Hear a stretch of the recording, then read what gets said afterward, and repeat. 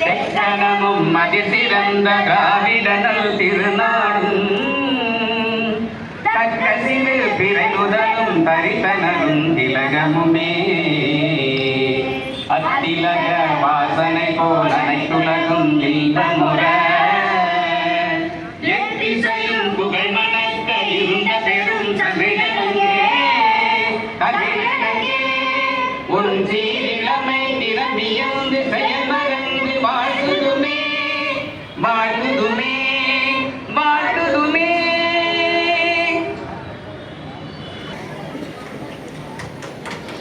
மரியாதைத்துறை மற்றும் பொது நூலகத்தின் சார்பில் சிறப்பு விருந்தினர்களுக்கு நூல் வழங்கி சிறப்பிக்கப்படுகிறது. மதிப்பிற்கு மரியாதைக்கு உரிய மாண்பு பொதுப்பணித்துறை அமைச்சர் அவர்களுக்கு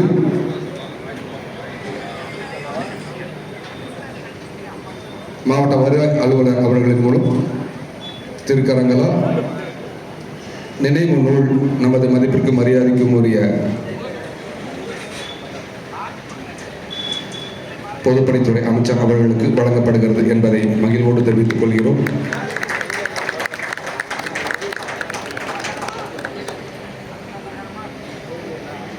நாடாளுமன்ற உறுப்பினர் அவர்களுக்கு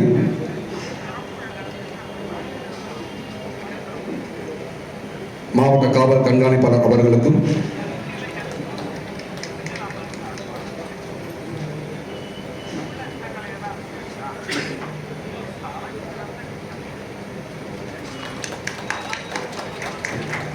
ஊரக வளர்ச்சி முகமை திட்ட இயக்குனர் அவர்களுக்கும்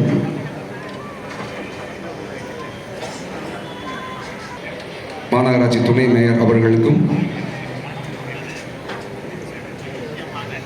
பப்பாசியின் பொதுச் செயலாளர் அவர்களுக்கும் போற்றுதலுக்குரிய மாண்புமிகு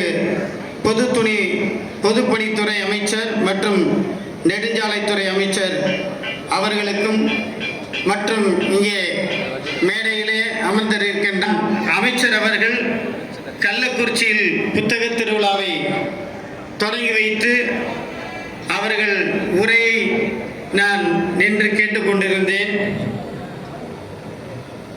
அப்பொழுது அவர்கள் ஒரு ஆழமான கருத்தை முன்வைத்தார்கள்.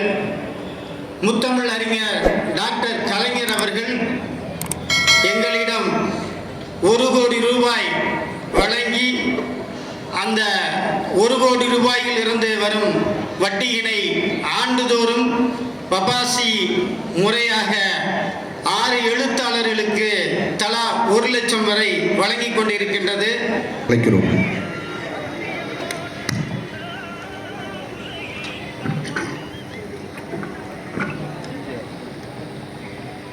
திருவண்ணாமலை மாவட்டத்தில் புத்தக திருவிழாவை துவக்கி வைத்து சிறப்புரை ஆற்ற உள்ள மாண்புமிகு பொதுப்பணித்துறை நெடுஞ்சாலைத்துறை அமைச்சர் அண்ணன் அவர்களே, இந்த நிகழ்ச்சியை தலைமையேற்று நடத்தி கொண்டிருக்கின்ற மாவட்ட ஆட்சித்தலைவர் திரு தர்பகராஜ் ஐஏஎஸ் அவர்களே, வரவேற்புரை ஆற்றியிருக்கின்ற மாவட்ட வருவாய் அலுவலர் ராம் பிரதீபன் அவர்களே, தொடக்க உரை ஆற்றியிருக்கின்ற பப்பாசி செயலாளர் திரு முருகன் அவர்களே, இந்த நிகழ்ச்சியில் கலந்து கொண்டிருக்கின்ற மாவட்ட காவல்துறை கண்காணிப்பாளர் திரு சுதாகர் ஐபிஎஸ் அவர்களே, திட்ட இயக்குனர் திரு மணி அவர்களே, நகராட்சி துணை மேயர் மாநகராட்சி துணை மேயர் ராஜாங்கம் அவர்களே, இறுதியாக நன்றி உரை கூற உள்ள வள்ளி அவர்களே மற்றும் திரளாக கலந்து கொண்டிருக்கின்ற பெரியவர்களே, தாய்மார்களே, உங்கள் அனைவருக்கும் எனது வணக்கத்தை தெரிவித்துக் கொள்கிறேன். மனிதன் இந்த உலகில் தோன்றியவுடன் ஒருவரை ஒருவர் புரிந்து கொள்ள உருவானது அந்த மொழி. அந்த மொழி கல்வியாக, கம்ப்யூட்டராக, இன்றைக்கு ஏஐ தொழில்நுட்பமாக, ஆர்டிஃபிஷியல் இன்டெலிஜென்ஸ் தொழில்நுட்பமாக இன்றைக்கு வளர்ச்சி அடைந்து மக்கள் அதனை பயன்படுத்துகின்ற அளவிற்கு வளர்ந்திருக்குது என்றால் அது கல்விதான் ஒவ்வொரு மனிதனையும் முழுமையடைய செய்கின்றது.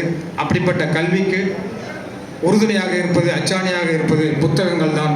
அப்படிப்பட்ட புத்தகங்கள் எப்படி மாண்புமிகு முதலமைச்சருடைய ஆட்சியில் எல்லா திட்டங்களும் கடைக்கோடி மக்களுக்கும் சென்றடைகின்ற வகையில் திட்டங்களை செயல்படுத்தி வருகிறாரோ, அதே போல் அனைத்து வகையான புத்தகங்களும் கல்விக்கும் அதே போல் பல்வேறு துறைகளில் சாதித்தவர்களுடைய சாதனைகளையும் அந்த புத்தகங்களும் கடைக்கோடி மக்களுக்கும் சென்றடைகின்ற வகையில் ஒவ்வொரு ஆண்டும் திருவண்ணாமலை மாவட்டத்தில் மாண்புமிகு அமைச்சர் அவர்கள் திறந்து வைத்து, அது மட்டும் இல்லை கள்ளக்குறிச்சி, திருப்பத்தூர் மாவட்டங்களிலும் இந்த புத்தக திருவிழாவை துவக்கி வைத்து எல்லா மக்களுக்கும் எல்லா புத்தகங்களும் கிடைக்கின்ற வகையில் இந்த புத்தக திருவிழாவை ஒவ்வொரு ஆண்டும் மாண்புமிகு அமைச்சர் திருக்கரங்களால் நடத்தி வருகிறார். இந்த ஆண்டும் சிறப்பான முறையில் இந்த புத்தக திருவிழா நடைபெற்று கொண்டிருக்கிறது. பல்வேறு புத்தகங்களை உங்களுக்கும் கல்வி சார்ந்த புத்தகங்களை உங்கள் பிள்ளைகளுக்கும் வாங்கி சென்று பயனடைங்கள் என்று சொல்லி விடைபெறுகிறேன். நன்றி.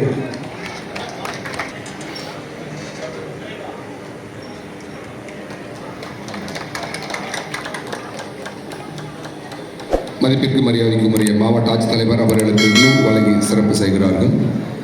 அப்பாசி நிறுவனத்தின் சார்பில் தொடர்ந்து 4 மணி முதல் 6 மணி வரை கலை நிகழ்ச்சியை வழங்கிய ஏவா வயது பெண்கள் மேல்நிலைப் பள்ளி நினைவு பரிசாக ஐயா அவர்களின் திருக்கரங்களால் முதல்வர் அவர்களுக்கு வழங்கப்படுகிறது. பள்ளியின் முதல்வர் அவர்களுக்கு நினைவு பரிசு வழங்கப்படுகிறது. சிறப்பாக கலை நிகழ்ச்சி நடத்தி காட்டிய மாணவர்களையும் சிறப்பிக்கும் விதத்திலும் மேல்நிலைப் பள்ளியின் முதல்வர் அவர்களுக்கும் ஐயா அவர்களின் திருக்கரங்களால் நினைவு பரிசு வழங்கப்படுகிறது என்பதை மகிழ்வோடு தெரிவித்துக் கொள்கிறோம்.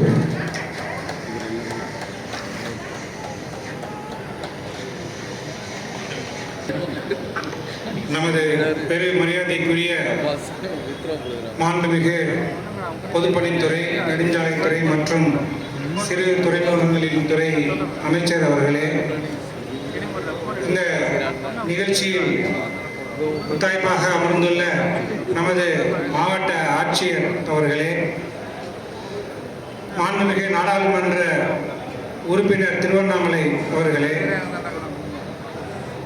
வரவேற்புரை வழங்கிய மாவட்ட வருவாய் அலுவலர் மற்றும் இந்த நிகழ்ச்சியில் கலந்து கொண்டுள்ள அனைத்து துறை அரசு அலுவலர்கள் மற்றும் பொதுமக்கள் அனைவருக்கும், பத்திரிகை நண்பர்களுக்கும், முக்கிய பிரமுகர்களுக்கும் எனது வணக்கத்தினை தெரிவித்துக் கொள்கின்றேன். இவ்வாறான புத்தக கண்காட்சிகள் நமது மரபு சார்ந்த இந்த தமிழ் மொழியின் வரலாற்றினை எவ்வாறு பிரதிபலிக்கிறது என்பது கண்கூடாக காண முடிகின்றது. தமிழ் மொழிக்கு என்று மிக தனித்துவமான ஒரு சிறப்பு உண்டு என்பது நாம் அனைவரும் அறிவோம்.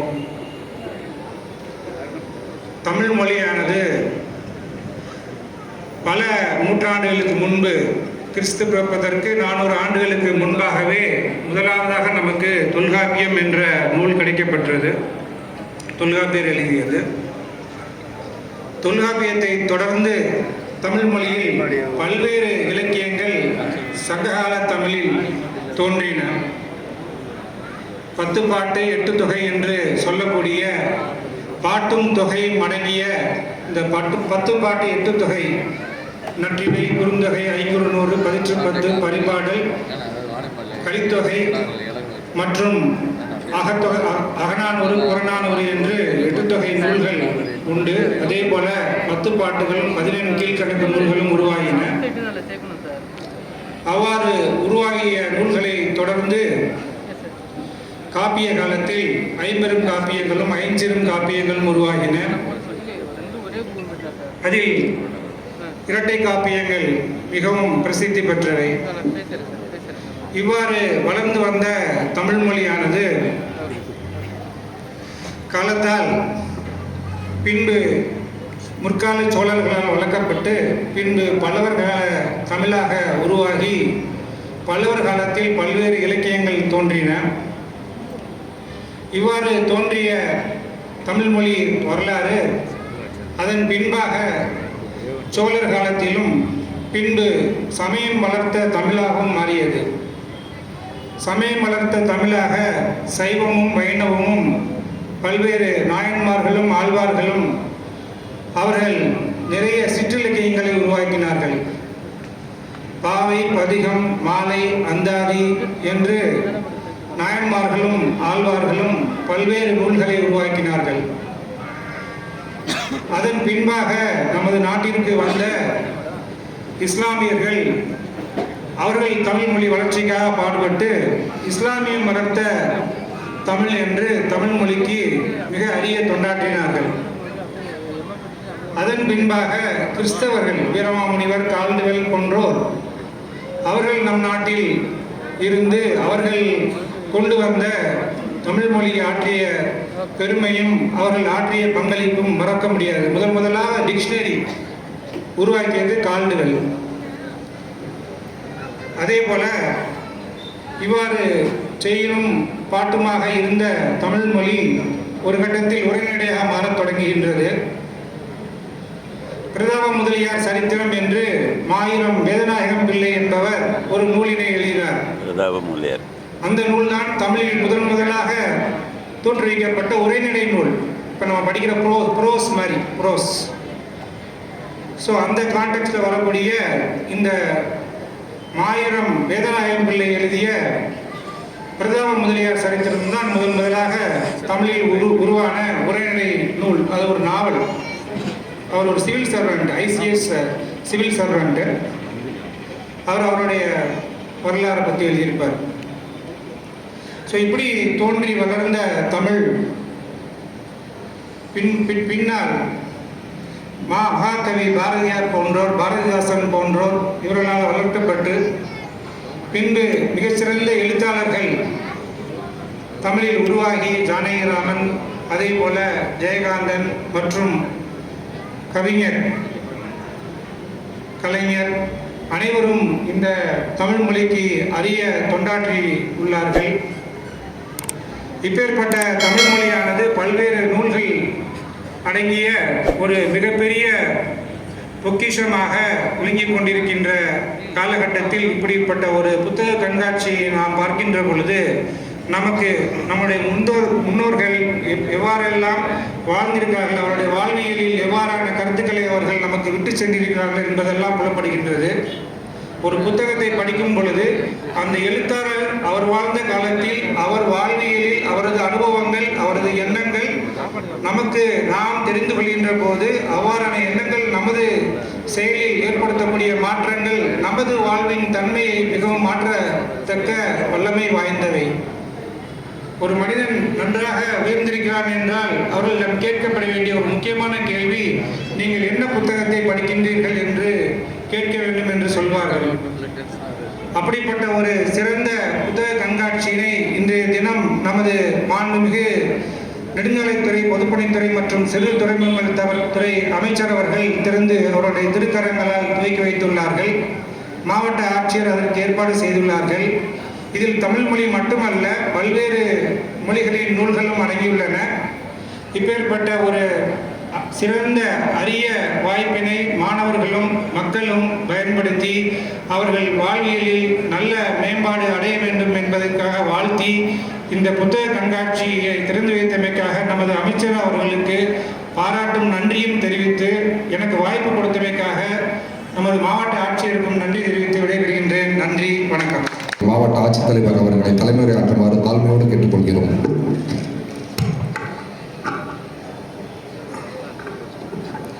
மாண்புமிகு தமிழ்நாடு முதலமைச்சர் அவர்களுடைய சீரிய வழிகாட்டுதலின் கீழ் மிக சிறப்பாக மாநிலந்தோறும் நடந்து வருகிற புத்தக திருவிழாவினுடைய ஒரு பகுதியாக இங்கு திருவண்ணாமலை மாவட்ட நிர்வாகம், பள்ளி கல்வித்துறை மற்றும் பொது நூலக இயக்ககம் இணைந்து நடத்தும் இந்த புத்தக திருவிழாவிற்கு வருகை தந்து இந்த விழாவினை துவக்கி வைத்து விழா பேருரை ஆற்ற இருக்கிற மதிப்பிற்கும் மரியாதைக்கும் உரிய மாண்புமிகு பொதுப்பணித்துறை, நெடுஞ்சாலைகள் மற்றும் சிறு துறைமுகங்கள் துறை அமைச்சர் அவர்களுக்கும், எனக்கு முன்னால் பேசி அமர்ந்திருக்கிற மரியாதைக்குரிய திருவண்ணாமலை நாடாளுமன்ற உறுப்பினர் அவர்களுக்கும் மற்றும் சிறப்பானதொரு உரையாற்றி அமர்ந்திருக்கிற மரியாதைக்குரிய இந்த மாவட்டத்தினுடைய காவல் கண்காணிப்பாளர் அவர்களுக்கும், வரவேற்புரை நல்கி அமர்ந்திருக்கிற மாவட்ட வருவாய் அலுவலர் அவர்களுக்கும், இங்கு பங்கெடுத்திருக்கிற அனைத்து உயர் அலுவலர்களுக்கும், எழுத்தாளர் பெருமக்களுக்கும், பத்திரிகை ஊடக நண்பர்களுக்கும், வாசகர்களுக்கும், பொதுமக்களுக்கும் இந்த நேரத்தில் வணக்கத்தை தெரிவித்துக் கொள்கிறேன். மாண்புமிகு அமைச்சர் அவர்கள் ஒரு சிறந்த வாசிப்பாளர், நாமெல்லாம் வாய்ப்பு கிடைக்கிற போது வாசிப்போம். அவர் வாய்ப்பை ஏற்படுத்தி வாசிப்பவர். ஏனென்றால் இப்போது கூட அவர் சொல்ல நான் கேட்டேன், பயணத்தின் போதெல்லாம் வாசிப்பேன் என்பதெல்லாம் அவ்வளவு எளிதல்ல. அவ்வளவு பணிச்சூழலுக்கு மத்தியில், மன இறுக்கத்துக்கு மத்தியில், நிர்வாக இறுக்கத்துக்கு மத்தியில், ஆக சிறந்த வாசிப்பாளர், அதை தவிர ஆகச் சிறந்த படைப்பாளி, ஆகச் சிறந்த நிர்வாக ஆளுமை கொண்ட ஒரு பன்முக ஆளுமை கொண்ட மாண்புமிகு அமைச்சர் அவர்களால் இந்த புத்தக திருவிழா துவக்கி வைக்கப்பட்டிருப்பது, இந்த புத்தக திருவிழா அதன் மூலம் பெருமை கொள்கிறது. பொதுவாக புத்தகத்திற்கும் அணுகுண்டிற்கும் ஒரு வித்தியாசம் சொல்லுவார்கள். அநேகமா ஜேகே என்று நினைக்கிறேன். பவா இருப்பதால் எனக்கு சரியாக சொல்லவில்லை என்றால் அதற்கு குற்றத்திற்கு உள்ளாக வேண்டும். புத்தகத்திற்கும் அணுகுண்டிற்கும் ஒரு வித்தியாசம் இருக்கும் என்பார்கள். அணுகுண்டு ஒரு முறை வெடிக்கும், புத்தகம் திறக்கிற போதெல்லாம் வெடிக்கும் என்பார்கள். அத்தகைய புத்தகங்கள் உலக வரலாற்றில் சமுதாய புரட்சிகளை ஏற்படுத்தி இருக்கிறது, அரசியல் மாற்றங்களுக்கு வித்திட்டு இருக்கிறது, தனிமனித புரட்சிக்கு வித்திட்டு இருக்கிறது. இன்னும் சொல்ல போனால் இந்த உலகையே இரு கூறாக்கிய, அரசியல் தளத்தில் இரு கூறாக்கிய புத்தகங்கள் மார்க்ஸ் எழுதிய புத்தகங்கள், அரசியல் தளத்திலே இரு கூறாக்கிய புத்தகங்கள். பிரெஞ்சு புரட்சியினுடைய புரட்சிக்கு காரணமானது வால்டேர் எழுதிய புத்தகங்கள். அதுபோல நம்முடைய தனிமனித வாழ்விலே நிறைய புத்தகங்கள் அவரவருடைய வாழ்க்கையிலே மிகப்பெரிய மாற்றத்தை ஏற்படுத்தி இருக்கின்றன. அத்தகைய மாற்றத்தை ஏற்படுத்துகிற புத்தகங்களை தொடர்ந்து வாசிக்க வேண்டும். புத்தகங்கள் வாசிக்கிற போது மனம் இழகும், மனம் விரிவடையும், சக மனிதனை நேசிக்க செய்யும். இப்போது மாண்புமிகு அமைச்சர் அவர்கள் அவருடைய வாசிப்பு திறனை பற்றி கேள்விப்பட்ட போதெல்லாம் நான் உணர்ந்து கொள்வது இதுதான். அதனால் தான் இந்த மாவட்ட நிர்வாகத்தின் மீது, மக்களின் மீது மிகப்பெரிய அக்கறையும் ஆர்வமும் கொண்டிருப்பது அவர் புத்தகம் வாசிப்பதால் என்று நினைத்து விடைபெறுகிறேன். அனைவருக்கும் அந்த புத்தக திருவிழா வாழ்த்துக்கள். மரியாதைக்குரிய மாவட்ட ஆட்சித்தலைவர் அவர்களுக்கு நன்றியை தெரிவித்துக் கொண்டு, மாண்புமிகு தமிழ்நாடு முதலமைச்சர் அவர்களின் திராவிட மாடலின் எண்ணங்களை நமது மாவட்டம் முழுவதும் சிறப்பாக செயல்படுத்திக் கொண்டிருக்கும் திராவிட மாடலின் திசை காட்டி அருணையின் கருணை ஐயா அவர்கள் விழா பேருரை ஆற்றிட அன்போடு கேட்டுக்கொள்கிறோம்.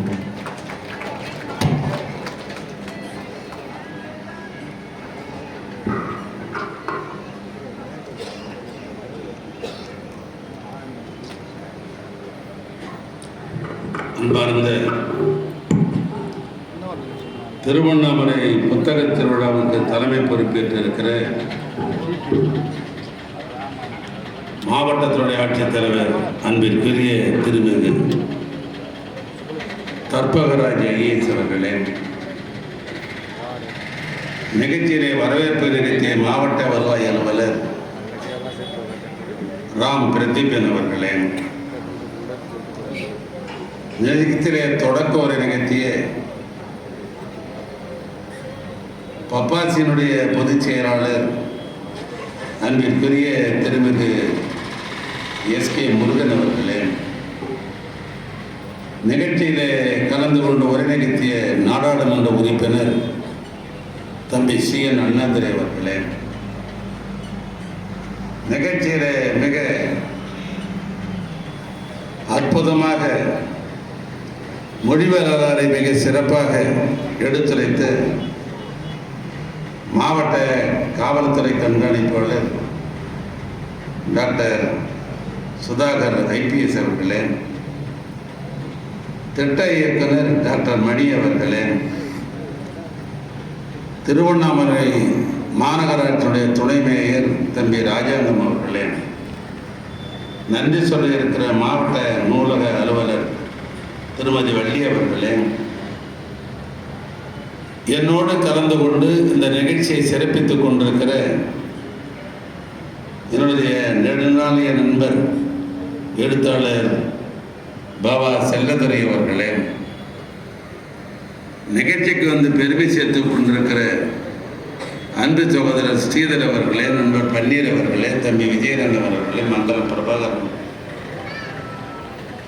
பெரியவர் இந்துராஜன் அவர்களே, மெய்யூர் சந்திரன் அவர்களே, டபிள்யூ ஆறுமுகம் அவர்களே, தம்பி கண்ணதாசன் அவர்களே, பிரகாஷ் அவர்களே, கலை நிகழ்ச்சி மிக சிறப்பாக நடத்தி பரிசுகளை பெற்றிருக்கிற என் பெயரில் நடைபெறுகின்ற மகளிர் மெட்ரிக் மேல்நிலைப் பள்ளியினுடைய அதனுடைய தலைமை ஆசிரியர், ஏனைய அன்பு செல்வங்கள், வர்த்தக பெருமக்கள், இந்த அரங்கத்தில் இடம்பெற்றிருக்கிற பதிப்பாளர்கள், பாசமுள்ள பத்திரிகை நண்பர்கள், தொலைக்காட்சி நண்பர்கள், உங்கள் அத்தனை பேருக்கும் முதலிலே அன்பார்ந்த வணக்கத்தை நான் தெரிவித்துக் கொள்ள விரும்புகிறேன். இந்த புத்தக அரங்கம் என்பது இன்னும் 10 தினங்களுக்கு இங்கே பல்வேறு நிகழ்வுகள் மத்தியில் அந்த புத்தக கண்காட்சி இங்கே நடைபெற இருக்கிறது. இந்த 10 தினங்களிலும் சிறப்பான உரை நிகழ்த்துகிற எழுத்தாளர்களை பட்டியலிட்டு இந்த அழைப்பு அச்சடிக்கப்பட்டிருக்கிறது. பொதுவாக சிறப்பாக சொல்ல வேண்டும் என்று சொன்னால் எழுத்தாளர் சல்மான், டாக்டர் ஜெயரஞ்சன், எழுத்தாளர் காதர் ஷா, அருமை நண்பர் எழுத்தாளர் பவா செல்லதுரை, அதேபோன்று அன்பு, மனுஷபுத்திரன், ஷைலஜா, அழகிய பெரியவன், அகர முதல்வன், நெல்லை ஜெயந்தா, கிருஷ்ணமூர்த்தி, கடற்கராய் மத்தவிலாஸ் அங்கதம், பாலமுருகன், SPK கருணா, வெற்றிமுரசு பாரதி கிருஷ்ணகுமார், இப்படி பல்வேறு வெற்றிமுரசு பாரதி கிருஷ்ணா போன்ற பல்வேறு எழுத்தாளர்கள் அன்றைய தினம் இங்கே நிகழ்ச்சிகளை கலந்து கொண்டு உரை நிகழ்த்துவதற்கு, உரை வீச்சை வெளிப்படுத்துவதற்கு இருக்கிறார். இதே திருவண்ணாமலை பெருமக்கள், திருவண்ணாமலை மாவட்ட பெருமக்கள் அத்தனை பேரை நீங்கள் சுவைத்தின் மூலமாகத்தான் வாழ்க்கையிலே ஒரு விரிவான எண்ணங்களை நீங்கள் அடைய முடியும். இந்த மேடைக்கு வந்தவுடனே எனக்கு பெரிய ஒரு மகிழ்ச்சி. பொதுவாக மாவட்ட நிர்வாகத்தில் பல பேர் அங்கம் பெற்றிருந்தாலும் கூட அதை முதன்மைப்படுத்துபவர்களை 3 பேரை முதன்மைப்படுத்துவார். ஒட்டுமொத்த நிர்வாகத்திற்கு மாவட்ட ஆட்சித்தலைவர் அடையாளப்படுத்துவதும், சட்டம் ஒழுங்கை பாதுகாப்பதற்காக மாவட்ட காவல்துறை கண்காணிப்பாளர் அடையாளப்படுத்துவதும், துறையிலேயே முதன்மை துறையாக இருக்கிற வருவாய்த்துறையை மாவட்ட வருவாய் அலுவலர் மூலமாக அடையாளப்படுத்துவது என்பது அரசினுடைய ஆணை. ஆனால் என்ன பெருமை என்று நான் நினைக்கிறேன் என்று சொன்னால், இந்த மாநிலம் முழுவதும் சுற்றுகிற ஒரு அமைச்சர் நான். வருவாய் மாவட்டம் என்று எடுத்துக்கொண்டோம் என்று சொன்னால் 38க்கும் இருக்கிற ஒரு வருவாய் மாவட்டம். ஒரு வருவாய் மாவட்டத்திலும் என் துறையின் சார்பாக ஆய்வை மேற்கொள்கிற ஒரு பணி எனக்கு இருக்கிறது. அப்படி நான் ஆய்வை மேற்கொள்ளுகிற பொழுது பல மாவட்டங்களிலே தமிழராக இருந்தாலும் கூட அந்த தமிழனுடைய வெளிப்படுத்துகிற முறை, வாழைப்பழம் என்று சொல்வதற்கு பதிலாக வாழைப்பழம் என்று சொல்வதை நான் பார்த்திருக்கிறேன். சொல்லுங்கள் என்று சொல்வதற்கு பதிலாக சொல்லுங்கள் என்று சொல்லுகிற அந்த உச்சரிப்பை நான் பார்க்கிறேன் மேடையில். ஆனால் எனக்கு ஒரு மகிழ்ச்சி என்னன்னு சொன்னால், தமிழ்நாட்டு முதலமைச்சருக்குத்தான் நன்றி சொல்ல வேண்டும். என்னுடைய மாவட்டத்தில் மிக சிறப்பாக படிப்பாளியாக இருக்கிற ஒரு மாவட்ட ஆட்சித்தலைவரை நமக்கு தந்ததற்காக உள்ளபடியே நான் முதலமைச்சருக்கு நன்றி சொல்ல கடமைப்பட்டிருக்கிறேன். அதற்கும் ஒருபடி மேலே படித்தது மருத்துவமாக இருந்தாலும் தன்னுடைய இலக்கியத்தினுடைய வீச்சை, இலக்கியத்தினுடைய அழுத்தங்களை, மொழி உணர்வை, மொழியின் மூலமாக நாம் வந்த வரலாறை மிக சிறப்பாக தொல்காப்பியத்தில் இருந்து ஆரம்பித்து 21ஆம் நூற்றாண்டில் வாழ்ந்த பாரதியார் வரை ஒரு அடுக்கு தொடராக 10 பாட்டையும் பற்றியும் திரிகடத்தை பற்றியும் சமணர்கள் நூல் என்று சொல்லப்படுகின்ற 5 பெருங்காப்பியங்கள் சிலப்பதிகாரம், குண்டலகேசி போன்ற காப்பியங்களை பற்றி மிக அழுத்தமாக ஒரு காவல்துறையைச் சேர்ந்த ஒரு கண்ணாளிப்பார் அப்படி பேசுவாரா என்று நான் எண்ணி பார்க்கிறேன். என் மனது இனிக்கிறது. ஆக காவல்துறையும் இப்படி மொழிபெயர்ப்பாளர்கள் என்று நினைக்கிற பொழுது அவரை எங்கள் மாவட்டத்திற்கு அனுப்பிய முதலமைச்சருக்குத்தான் நான் இந்த நேரத்தில் நான் நன்றி சொல்ல கடமைப்பட்டிருக்கிறேன்.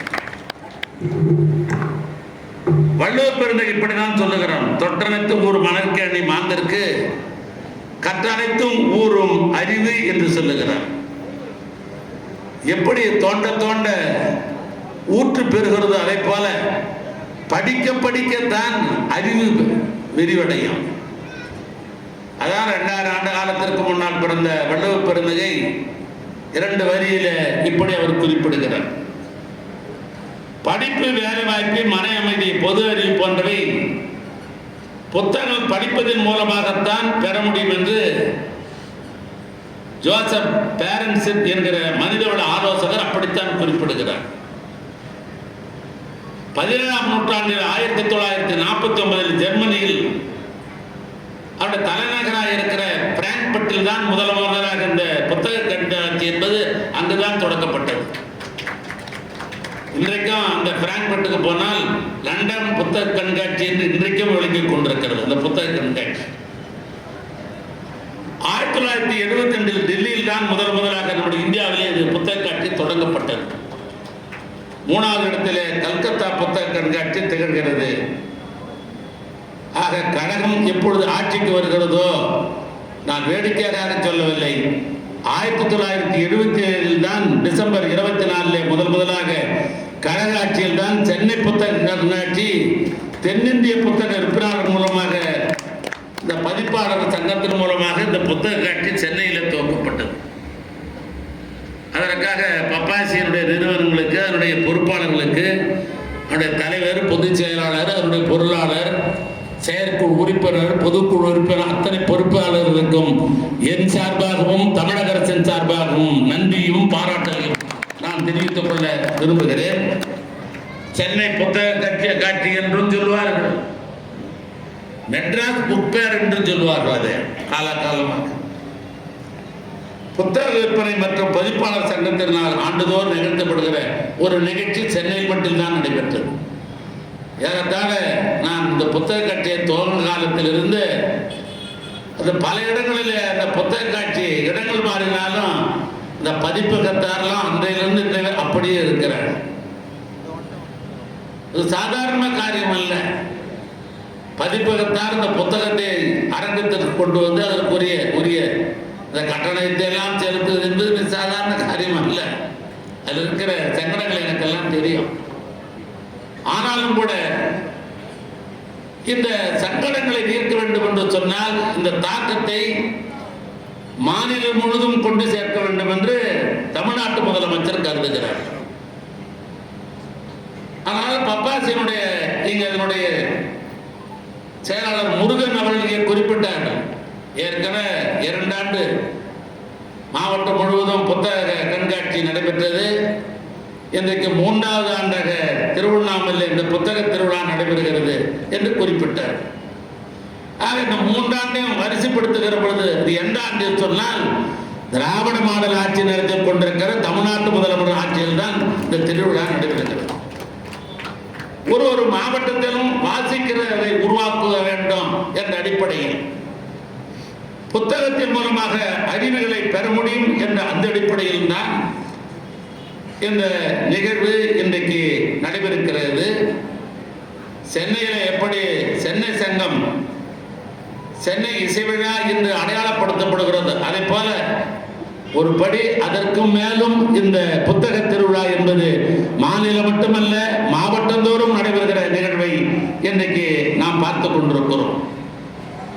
எனவே அந்த வகையில் தான் திருவண்ணாமலை மாவட்டத்தில் 2 ஆண்டுகளில் புத்தக கண்காட்சியில 200 கடைகள் அமைத்து 64,20,291 ரூபாய்க்கு புத்தகங்கள் நம்முடைய மாவட்டத்தில் விற்பனையாகிறது என்பதை எண்ணி நான் உள்ளபடியே நான் கூறியிருக்கிறேன். இந்த புத்தக கண்காட்சி இன்றைய தினம் ஆரம்பிக்கப்பட்டாலும் இன்னும் 10 தினங்களுக்கு இங்கே இருக்கிறது. ஆனால் தான் நான் குறிப்பிட்டேன், இங்கே பல்வேறு இந்த 10 தினங்களுக்கு சிறந்த எழுத்தாளர்கள் எல்லாம் இங்கே பேச இருக்கிறார். அதை நம்முடைய மாவட்ட மக்கள் அவை நீங்கள் சுவைத்திட வேண்டும் என்று இந்த நேரத்தில் நான் கேட்டுக்கொள்ள விரும்புகிறேன். புத்தகம் வாங்குவது என்பது ஒரு முதலீடே. ஏதோ புத்தகம் வாங்குறது சாதாரண நினைக்காதீங்க. நம்ம புத்தகம் வாங்குறோம்னா நம்ம வீட்டில் வச்சுன்னா ஒரு முதலீடு வச்சிருக்கிறோம்னு அர்த்தம். எப்படி நம்முடைய அருமை என்னுடைய நண்பர் பன்னீர்செல்வம் எப்படி இடங்கள்லாம் வாங்கி போட்டு முதலீடு சொல்லுகிறாரோ, அதே போல புத்தகம் என்பதே ஒரு முதலீடு தான். நான் இப்படித்தான் எண்ணி பார்க்கிறேன். மொழியினுடைய புலமை அதன் மூலமாக நாம் பெற முடியும். மூளை வளர்ச்சி அதிகரிக்கும். பகுத்தறிவு மென்மேலும் வளர்ச்சி அடைய வேண்டும் என்று சொன்னால் புத்தகத்தை படிக்க வேண்டும். நான் புத்தகத்தை படித்ததால் தான் நான் பகுத்தறிவாளர் ஆனேன். இல்லைன்னா நான் பகுத்தறிவாளர் ஆயிருக்க முடியாது. நான் புத்தகம் தான் அதற்கு காரணம். வாசிப்பு வெற்றிகரமாக இருந்தால்தான் மனிதன் வெற்றி அடைய முடியும், வெற்றியை உருவாக்க முடியும். பொது அறிவை தரும். வாழ்க்கையை நம்ம வளமாக வைத்துக் கொள்ளும். நான் கள்ளக்குறிச்சியில் நடைபெற்ற புத்தக திருவிழாவில் காலையில் நான் கலந்து கொண்டேன். அந்த மாவட்ட ஆட்சித்தலைவர் குறிப்பிட்டார், நான் அந்த வாழ்க்கை வளமாக என்பதற்கு ஒரே ஒரு எடுத்துக்காட்டு காலை நிகழ்ச்சி. அந்த மாவட்ட ஆட்சித்தலைவர் கேரள மண்ணிலே பிறந்தவர். ஒரு காலத்தில் கேரளா என்பது நம்முடைய நாடு தான். இன்னும் சொல்ல வேண்டும் என்று சொன்னால் திராவிட நாடு. திராவிட நாடு என்று சொன்னால் சென்னை மாநிலம், கேரள மாநிலம், கர்நாடக மாநிலம், ஆந்திர மாநிலம் 4 தான் திராவிட நாடு. ஆனால் கேரளா எது புதுச்சேரி நினைக்க வேணாம், அது நம்ம நாடு தான். அந்த கேரள நாட்டிலே திராவிட நாட்டிலே பிறந்த ஆலப்புழைக்கும் பக்கத்தில் பிறந்த பிரசாந்த் ஐஏஎஸ் என்கிற அதிகாரி ஒரு கன்ஃபர்மேஷன் ஸ்டேட்மெண்ட் கொடுத்தார். என்ன கொடுத்தாருன்னா, நான் எங்கோ ஒரு கிராமத்திலே பிறந்தவன். என்னுடைய முன்னோர்கள் எல்லாம் பெரிய படிப்பாளிகள் எல்லாம் கிடையாது. ஒரு கிராமத்தில் நான் பிறந்தவன். சாதாரண கிராமத்தில் பிறந்தவன். பக்கத்தில் இருக்கிற நகரத்திற்கு சென்று தினமும் அன்றாடம் நான் நூலகத்திலே புத்தகத்தை வாசித்தனுடைய விளைவு என்னுடைய மூளை விரிவாக்கம் பெற்றது. அதன் மூலமாக நான் ஐஏஎஸ் அதிகாரியாக நான் இன்னைக்கு தேர்ச்சி பெற்று ஒரு மாவட்ட நிர்வாகத்திற்கு நான் வந்துகிறேன் என்று சொன்னார். அதற்கு எனக்கு உந்து சக்தியாக இருந்தது நூலகம்தான் என்று குறிப்பிடுகிற பொழுது, ஆக வாழ்வை வளமாக்குவதற்கு இந்த படிக்கிற நூலகத்தை பயன்படுத்துகிற அந்த எண்ணம் வர வேண்டும். சில பேர் சொல்றான், டாக்டர் பிபி இருக்குது 140 தாண்டுது என்று சொல்லுகிறார்கள். இந்த 140 தாண்டுகிற அந்த பிபி, ஏன்னா இப்ப மருத்துவருங்க எப்படி இருக்கிறார்கள் சொல்றேன். அது மாதிரி தாண்டவர்களுக்கு வேற ஒன்றும் வேணாம். ஒரு 1/2 மணி நேரம் புத்தகத்தை எடுத்து படிச்சு பாருங்க, பிபி தனியாக குறையும். ஒரு ஆய்வாளர் இப்படித்தான் சொன்னான், முகம் சிரித்துக் கொண்டே இருங்கள். யாரிடம் பார்த்தாலும் எல்லாத்தையும் பறி கொடுத்த மாதிரி பார்க்காதீங்க. நீங்கள் சிரித்துக் கொண்டே இருங்கள். நீங்கள் சிரித்தால் உங்கள் வாழ்க்கையினுடைய வாழ்வு நீளும் என்று சொன்னான். இன்னொருவர் சொன்னான், ஒரு ஆய்வாளர் சொன்னான், இது போன்ற பொது நிகழ்ச்சிக்கு போனால் யாராவது பேசினால் 2 கையும் தட்டி தட்டி நீங்கள் தட்டினால் உங்க வாழ்க்கை ரொம்ப நேரம் ஆகும். சில பேர் பொதுக்கூட்டத்துக்கு வர்றான், நிகழ்ச்சிக்கு வர்றான், ஏதோ கையை விலங்கு போட்ட மாதிரி அப்படியே வைத்துக் கொண்டிருக்கிறான். அப்படி ஒரு பழக்கம் இருக்குது. கையை தட்டினால் ஒன்று ஆயுள் நீடும் என்று சொல்லுவது அந்த ஆய்வாளர் படித்த காரணத்தினால படிக்கலாம் எப்படி சொல்ல முடியும்? ஆனால் மன அழுத்தத்தை குறைப்பதற்கு படிக்க வேண்டும்.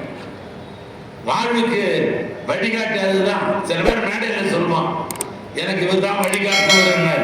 அவருக்கே வழி தெரியாது இருக்கிறார், அவரு எப்படி இன்னொருத்தருக்கு வழிகாட்ட முடியும்? யோசித்து பாருங்க. அவரே வழி தெரியாமல் தான் மேடையில் தத்தளித்துக் கொண்டிருக்கிற போய் வழிகாட்டு நிறுத்துவோம் அல்ல. வழிகாட்ட வேண்டும் என்று சொன்னால் புத்தகம் தான் வழிகாட்ட முடியும். ஏன்னா புத்தகத்தின் மூலமாகத்தான் பல்வேறு செய்திகளை, உலக பழக்க வழக்கங்களை நீங்கள் புரிந்து கொள்ள முடியும். ஆக வாசிப்பது என்பது அன்றாட பழக்கமாக நீங்கள் கொண்டு வர வேண்டும். நான் மனந்திருந்து பேசுகிறேன்.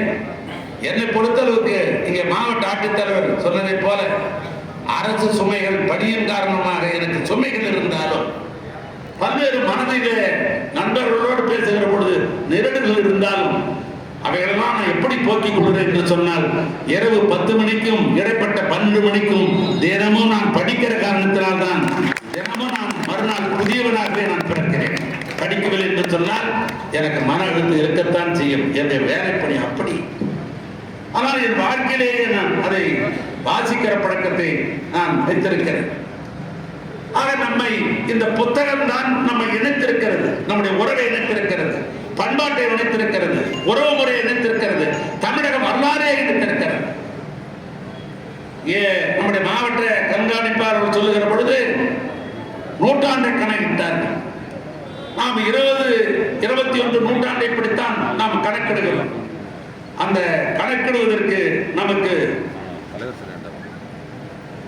ஒரு இணைப்பாக இருப்பது 1ஆம் நூற்றாண்டிலே அடையாளப்படுத்தப்பட்ட நூல் தொல்காப்பியம், 2ஆம் நூற்றாண்டிலே அடையாளப்பட்ட நூல் சங்க இலக்கியங்கள், 3ஆம் ஆண்டிலே நமக்கு அடையாளப்படுத்தப்பட்ட நூல் சீதற்கு சொன்னா பிடிக்கும் ஆன்மீக நூல், அதுதான் திருவாசகம். 4ஆம் நூற்றாண்டிலே அடையாளப்படுத்தப்பட்ட நூல் ஆசார கோவை, 5ஆம் நூற்றாண்டிலே அடையாளப்பட்ட நூல் பெருங்காதி, 6ஆம் நூற்றாண்டிலே அடையாளப்பட்டது கல்லாடம், 7ஆம் நூற்றாண்டு 8ஆம் நூற்றாண்டிலும் அடையாளப்படுத்தப்பட்டது சைவக்குறவர்கள் என்று சொல்லப்பட்ட அப்பர் சுந்தரர் மாணிக்கவாசர் திருஞான சம்பந்தர் என்று சொல்லப்பட்ட அந்த சைவக்குறவர்கள் பாடிய நூல் தேவார பாடல்கள். 9ஆம் நூற்றாண்டிலே அடையாளப்படுத்தப்பட்டது 12 ஆழ்வார்களால் இயற்றப்பட்ட 4000 திவ்ய பிரபந்தங்கள். 10ஆம் நூற்றாண்டில் அடையாளப்பட்டது சமணர்களால் அன்றைக்கு கொண்டு வந்த சிவன் சிந்தாமணி.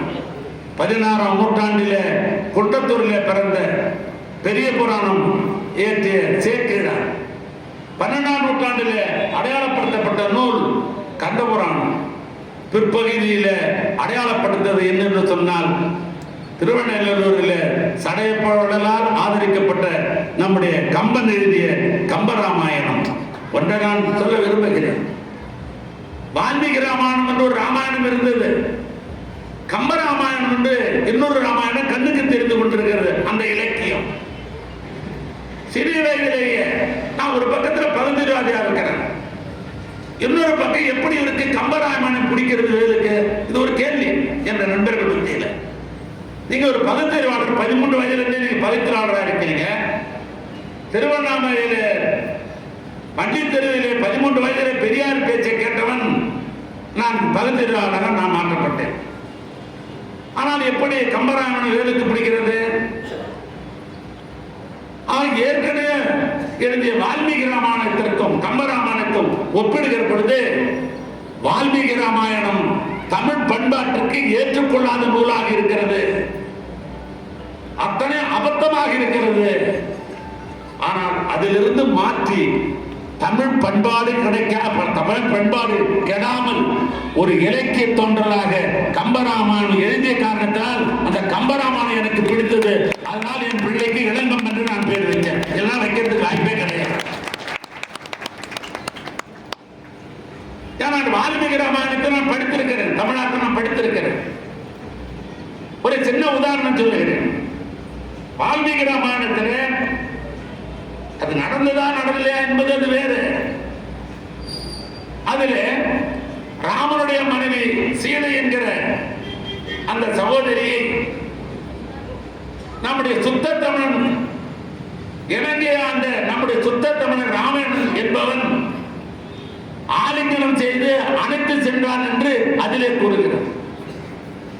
கம்பன் எழுதுகிறார், பண்பாடு குறையாமல் எழுதுகிறார்.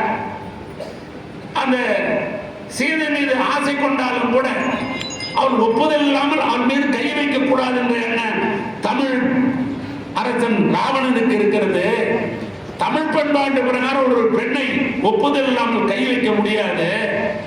அதனால் அந்த பெண் சம்மதிக்கிறவரை தொடக்கூடாது என்கிற காரணத்தினால் அந்த சீதை எங்கிருந்தாலோ அந்த இடத்தில் அந்த மண்ணோடு பேர்த்து அவன் மீது கை வைக்காமல் அங்கே அழைத்து போனான் என்று கம்பர் குறிப்பிடுகிறார்.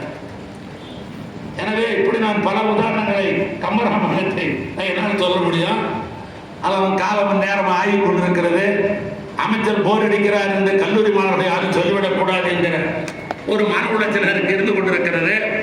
அதனால் சொல்லுகிறேன், அது கம்பராமாயணம் என்கிற இலக்கியம் தமிழ் பண்பாடோடு எழுதப்பட்ட இலக்கியம் அடையாளப்படுத்தப்பட்டது. 13ஆம் நூற்றாண்டில் சிவஞான போதகம், 16ஆம் நூற்றாண்டில் தலப்புராணம், 15ஆம் நூற்றாண்டில் வில்லிபாரதம், 16ஆம் நூற்றாண்டில் திருவிளையாடல் புராணம், 17ஆம் நூற்றாண்டில் தேவம்பாவணி மற்றும் சீரா புராணம், 18ஆம் நூற்றாண்டில் தாய்மானூர் பாடல்கள், 19ஆம் நூற்றாண்டில் வாடிய பெயரை போலவெல்லாம் வாடினேன் என்று சொன்னானே வள்ளலார், அந்த வள்ளலார் இயற்றிய திருவருட்பால். 20ஆம் நூற்றாண்டில் தான் நம்முடைய கண்ணுக்கு தெரிஞ்ச இன்றைக்கும் மனதிலே இருக்கிற பாரதியாருடைய கவிதைகள். இவைகளெல்லாம் பக்தி இலக்கியத்தை ஒட்டியது. 21ஆம் நூற்றாண்டு, இந்த 22ஆம் நூற்றாண்டு இதை ஒட்டி இருப்பது தமிழை வளர்த்த பெருமை திராவிட தலைவனுக்குத்தான் உண்டு. அது மரபணிகளிலிருந்து ஆரம்பித்து என் தலைவர் கலைஞர் வரை அது உண்டு. அது இல்லை என்று மறுத்துவிட முடியாது. அதனால்தான் கலைஞர் அவர்கள் தன் ஆட்சிக்கு வருகிற பொழுதெல்லாம் நூலகத்திற்கு முக்கியத்துவம் தர வேண்டும் என்று கருதினார்கள். ஆசியாவிலே மிக பழமையான நூலகம் என்று பாராட்டப்பட்டது தஞ்சை பெரிய கோயில் இருக்கிற சரஸ்வதி மகால் தான். அதைதான் நம்ம படிக்கிற காலத்துல நூலகத்தை பற்றி கேட்கிற பொழுது நாம் விடையளிக்கிற பொழுது தஞ்சையிலே சரஸ்வதி மகால் என்று தான் எழுதுவோம். அது என்னவோ தெரியல, நான் படிக்கிற காரணத்தால் என்று நான் சொல்ல மாட்டேன். எங்க அம்மா பேர் சரஸ்வதி, ஆனால் சரஸ்வதிக்கு நான் பிறந்த காரணத்தோடு என்று தெரியல, எனக்கும் படிக்கிற அந்த எண்ணம் தோன்றியது என்று சொன்னால் அதுவும் மிகையாகாது. அப்படிப்பட்ட இந்த படிக்கிற மக்களுக்கு போய் சேர வேண்டும். அப்படி மக்களுக்கு போய் சேர வேண்டும் என்று சொன்னால் 2 வகை தான். ஒன்று நூலகம் இருக்கணும், இல்லைன்னா அந்த மாதிரி மாவட்டம் வந்து இது மாதிரி புத்தக திருவிழா நடத்தினால் அவர்கள் வீட்டிலிருந்து புத்தகத்தை வாங்கி வீட்டில் படிக்கலாம். அந்த வசதி எப்படி வருது என்று சொன்னால், கலைஞர் அவர்கள் முதலமைச்சராக இருக்கிற பொழுதுதான் தன்னுடைய ஆசானான அண்ணாவுக்கு 100ஆண்டு விழா அடையாளப்படுத்துவதற்காக கோட்டப்புறத்தில் அண்ணா 100ஆண்டு நூலகம் என்ற ஒரு அற்புதமான நூலகத்தை அவர் அமைத்தார். அவர் வெளியிலே ஆட்சி நடத்திக் கொண்டிருக்கிற தமிழ்நாட்டு முதலமைச்சர் அவர் விடுவாரா? பழமொழி என்ன, தாய் 8 அடி என்று சொன்னால் குட்டி 16 அடி. 8 அடி தான் கலைஞர் பாய்ந்தார், நான் 16 அடி பாய்கிறேன் என்று சொல்லி தமிழ்நாட்டு முதலமைச்சர் கலைஞருடைய பெயரால் 100ஆண்டு விழாவுக்கு மதுரையிலே கலைஞர் நூலகம், அதே போன்று இன்றைக்கு நம்முடைய தமிழருடைய அடையாளமாக இருக்கிற தந்தை பெரியார் பெயரிலே கோவையிலே நூலகம், அதனுடைய தொடர்ச்சியாக இன்றைக்கு திருச்சியிலே நூலகம் என்று நான் சொல்றது சரியா போச்சா? அது 8 அடி என்று சொன்னால் ஒரு நூலகம்னா இது 16 அடி என்று 3 நூலகத்தை அறிவித்து இந்த நூலகத்தை கட்டிக் கொண்டிருக்கிற அவர்தான் வீதிதோறும் நாம் படிக்க வேண்டும், வீடுதோறும் படிக்க வேண்டும் என்ற நல்ல நோக்கத்தோடு தான் தமிழ்நாட்டு முதலமைச்சர் அவர்கள் இந்த புத்தக திருவிழாவை மாவட்ட தலைவர்களை நடத்த சொல்லி நடைபெற்றுக் கொண்டிருக்கிறது. இந்த 3 ஆண்டில் 3வது ஆண்டாக இந்த பகுதியில் இந்த புத்தக திருவிழாவை மிக சிறப்பாக ஏற்பாடு செய்த நம்முடைய மாவட்ட நூலக அலுவலருக்கும் மாவட்ட ஆட்சித்தலைவருக்கும் அவருக்கு உறுதுணையாக இருந்து இங்கே பணியாற்றி இருக்கிற ஏனைய அரசு அலுவலர் பெருமக்களுக்கும் நன்றி சொல்வதோடு என்னுடைய வேண்டுகோளாக நான் வைக்க விரும்புகிறேன். இன்றைய தினம் மட்டும் இந்த நிகழ்ச்சி அல்ல, தொடர்ந்து 10 தினங்கள் நடைபெற இருக்கிறது. பல்வேறு எழுத்தாளர்கள் நாம் உரை வீச்சாக, உரையாக, அறிவுரை, ஆலோசனை, இல்லை அன்பு கட்டளை, இப்படி பல்வேறு வகையில் தன்னுடைய கருத்துக்களை வெளிப்படுத்த இருக்கிறார்கள். இந்த கருத்துக்களை நீங்கள் அத்தனை பேரும் செவிமடுக்க வேண்டும் என்று சொன்னால் தினமும் நிகழ்ச்சியிலே இந்த திருவண்ணாமலை மக்கள் கலந்து கொள்ள வேண்டும் என்று கேட்டு என் உரையை நான் நிறைவு செய்கிறேன். நன்றி, வணக்கம். அனைவருக்கும் வணக்கம். தமிழ்நாடு அரசு திருவண்ணாமலை மாவட்டம் மாவட்ட நிர்வாகம் பள்ளிக்கல்வித்துறை மற்றும் பொது நூலக இயக்ககம் இணைந்து நடத்தும் புத்தக திருவிழாவினை புத்தக திருவிழாவை துவக்கி வைத்து விழா பேருரையாற்றிய மாண்புமிகு பொதுப்பணித்துறை, நெடுஞ்சாலைகள் மற்றும் சிறு துறைமுகங்கள் துறை அமைச்சர் அவர்களுக்கும், தலைமுறையாற்றிய நமது மாவட்ட ஆட்சியர் அவர்களுக்கும், வரவேற்புரையாற்றிய மாவட்ட வருவாய் அலுவலர் அவர்களுக்கும், தொடக்க உரையாற்றிய பொதுச் செயலாளர் பப்பாசி நாதம் கீதம் பதிப்பகம் அவர்களுக்கும், வாழ்த்துரை வழங்கிய திருவண்ணாமலை நாடாளுமன்ற உறுப்பினர் அவர்களுக்கும், மாவட்ட காவல் கண்காணிப்பாளர் அவர்களுக்கும்